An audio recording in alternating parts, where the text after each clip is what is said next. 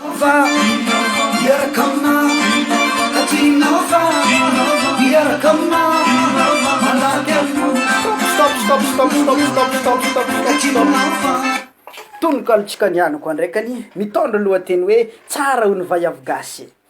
Na itety faritra maro tsisy olo tsy malala fa vaiavy gasy vaiavy farany tsara. Na vaiavina chinois na vaiavina amerikanina misaoma vaiavy gasy hitako tegna milamina. Atsaran-tarehy midongadonga efa mampihaiky vazaha, zegny mampiavaka manangy mazenga. Tarehy mamiratra tsy madikololo, vaiavin'ny mazenga tsara nenty laholo. Vaiavin'ny Tamatavy malaza tia vola, possible le raha satria zare mahay misaoma. Na bandy tafiditra tsy mahafantatra miala, mazava ho azy tsy maintsy miporaotsika jala. Vody amin'ny forme midongadonga, za efa nisapo, zegny mampiavaka manangy Diego. Vaiavin'ny karana mbô malaza mbô tsara, fa tsy maresy vaiavin'ny Toliara, tsara vaiavy gasy. Vazavy tandafy tonga ta Madagasikara nitsaraparapa, natsapategno nisy fô tsara vaiavin'ny andapa. Fotsy mamiratra sady mazavazava, ko mbola tsara naviavy, tsy adignoko vaiavin'ny Asambava, tsara vaiavy gasy. Na olo mahantra zegny, na olo ampanarivo, latsaka rano vavy nahita vaiavin'ny Tananarivo. Vaiavy tsara sady tsy manimparoa, ko mbola tsara naviavy, mbola misy koa fianaran-tsoa.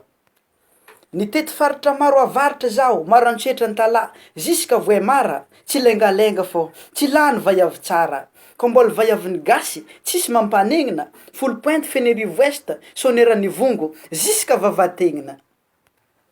Nitety faritra maro atsimo koa zaho, ziska Manankara, ko mbola mitsika ty, tsy lany vaiavy tsara. Brickaville, Vatomandry, Manoro, ziska Mananjary, atsaran-tarena viavy, nasitrana bandinarary. Na za mizaka viavy tsara agnaty tononkalo, lehilahy gasy mo beau gosse fô za tsy tia zaka raha maro. Na za mizaka zegny, anao angamba mety mofo mahay, bisou ho an'ny vehivavy, dona ho an'ny kôfiboay.